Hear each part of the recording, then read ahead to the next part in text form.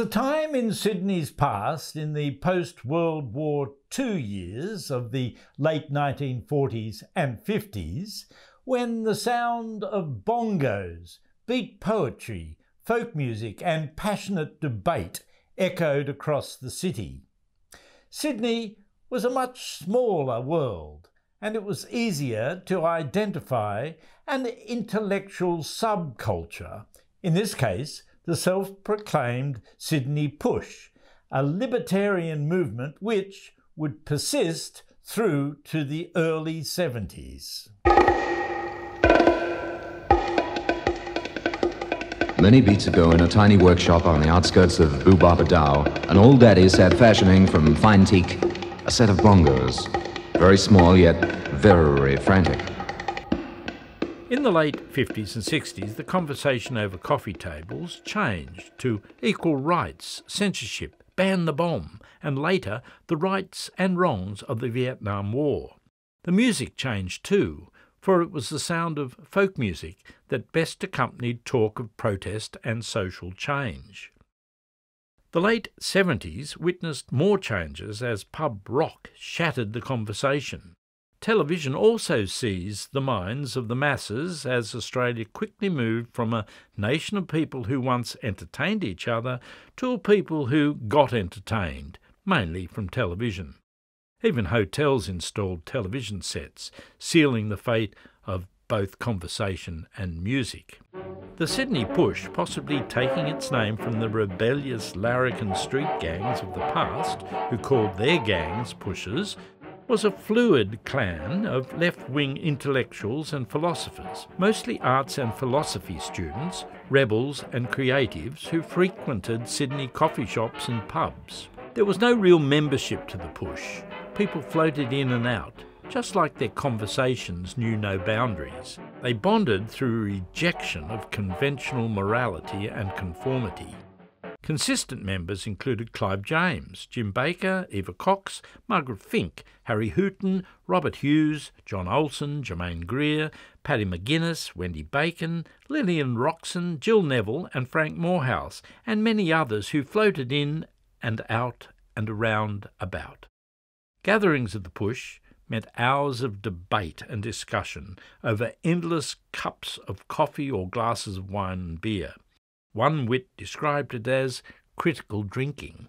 Where do you think I have been all the day? Boozing, jolly well boozing. Folk music was impromptu and often raucous, including endless bawdy song sessions. Occasional singers included Beth Scher, Don Henderson, Bill Berry, Brian Mooney, Marion Henderson, Gary Shearston, Terry Driscoll, Don Ayrton and Declan Apley. One bawdy song, sung by Apley, Professor John Glaister, was supposedly written by John Anderson, Professor of Philosophy at Sydney Uni, and another about Vincent van Gogh's sexual exploits written by painter John Olsen.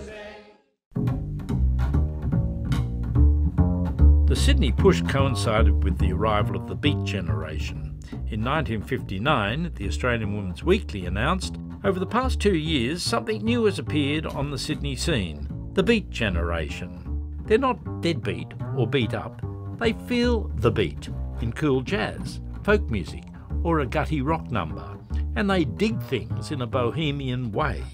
Most of Sydney's beatniks agree with Jack Kerouac, author of On the Road, and spokesman for America's Beat Generation, that anyone from 15 to 50 can be a beat, as long as he digs everything. Call them another lost generation, call them junior existentialists, call them beatniks, they're still the most colourful band of scatterbrained adolescents ever to appear in Sydney. Others suggested true beatniks used fashion or non-fashion as a statement of individuality. Duffel coats were de rigueur, and they had to have toggle fastenings. The Australian Women's Weekly continued, "Besides duffel coats, the boys wear desert boots, often referred to as brothel creepers, corduroys, polo neck jumpers and sported beards. The girls have long dramatic faces, if possible, and wear their hair either long and unbrushed, to their shoulders or caught up in a bird's nest effect in a do-it-yourself without a mirror Empire style. Beatniks were seen as the bane of coffee shop proprietors because they'd sit for hours over one cup of coffee where they thought deep thoughts or discussed deep thoughts, or they just sat. Taking a cue from TV's Bob Denver, who portrayed a beatnik on TV's The Many Loves of Dobie Gillis and later Gilligan's Island, you certainly didn't have to be an intellectual to be a beat. The Bibles of the beats included Joyce Carey's The Horse's Mouth, George Orwell's Down and Out in Paris and London, and of course Kerouac On the Road. Beatniks were supposed to dig the current paintings and current folk songs and sprinkle their conversations with erudite references to these books, paintings, jazz and folk music. The Royal George in Sussex Street was the most infamous drinking haunt of the Push and the Beats. It offered an intellectual camaraderie, informal folk singing and a bohemian old-style pub ambience. The Liberty Coffee Shop in Rose Street in the CBD was the other favourite. Rose Street was a city lane running alongside the Australia Hotel between Pitt and Castlereagh Streets. In its heydays from the late 1800s to the 1970s, it was bustling with bookshops, restaurants, cafes, fashion, music and other specialty retailers. It had a distinct European flavour.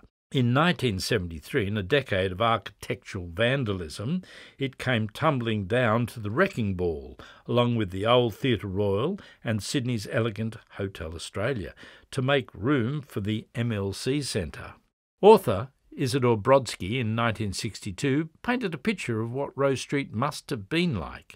Rose Street is the street of the savant employing each of the five senses to understand thoroughly what it is to be tasted, savoured and slowly enjoyed in art and literature, in theatre and music, in legend and fact, and anecdotal bric-a-brac. Always interested in any fresh expression in art and earnest to encourage it. At the Lincoln Cafe, with its goldfish windows, poets recited, folk singers sung, often from the Lincoln's own songbook, and everything was, to use the word of the day, cool. I'm gonna tell you, baby, move away from here. Gonna stop that Iceman, gonna buy me a Frigidaire. I'm gonna move way out in the outskirts. Lee Gordon was the biggest music promoter in the country at the time, and he presented the big shows at the old Sydney Stadium at Rushcutters Bay. In 1959, Gordon, never slow to pick a trend, recorded, to use his own words, a groovy single, She's the Ginchiest, for his Lead On record label. Even though her home's in old Paddo, she's the ballinest chick that you'll ever know. She's the Ginchiest. Barry Crocker was another who got in on the act. He cut Beatnik Baby. Oh yeah, oh yeah. She's my beatnik baby. She's my beatnik. A song that waxed lyrical about a girlfriend who only longed for coffee and jazz. Another to put a stream of beatnik consciousness down on vinyl was DJ John Burles, who recorded the Little Beat Bongos with the help of Terry Bissica on bongos. As if heralding the end of the beat generation, the folk revival and the Sydney Push in 1972, three of the world's most famous beat poets visited Sydney for performances: Allen Ginsberg, Lawrence Ferlinghetti and the Russian poet Voznesensky. Adrian Rawlins, a much-loved eccentric poet and personality, compared the performances. One of the shows at the Sydney Conservatorium got out of control, led by artist Brett Whiteley, who loudly expressed his boredom with Ferlinghetti's poetry. Whiteley and three others were arrested for offensive behaviour. The sound of bongos faded away. And it's cheer up, me lads, let your heart never fail, for the bonny ship the Diamond goes fishing for the whale.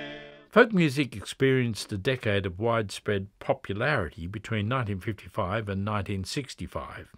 It was played on radio, television and in concert, influenced by major recording artists like Pete Seeger, Burl Ives, Odetta, the Kingston Trio, the Weavers, Ewan MacColl and A.L. Lloyd.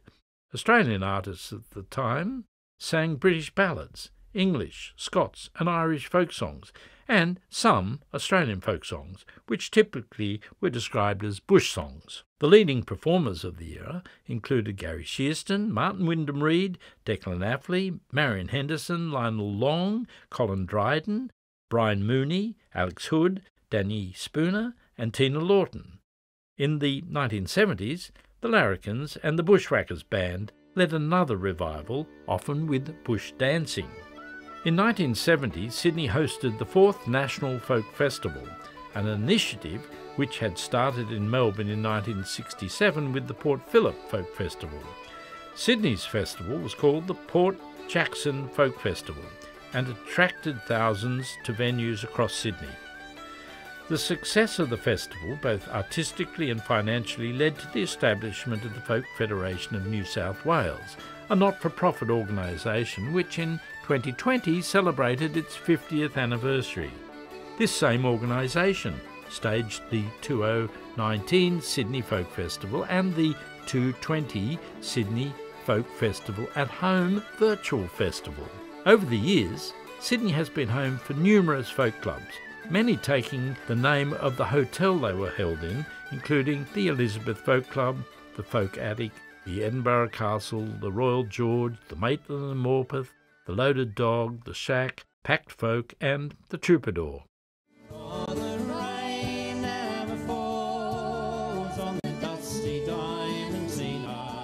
Today, folk music is increasing in popularity, along with the desire for the organic over the urban.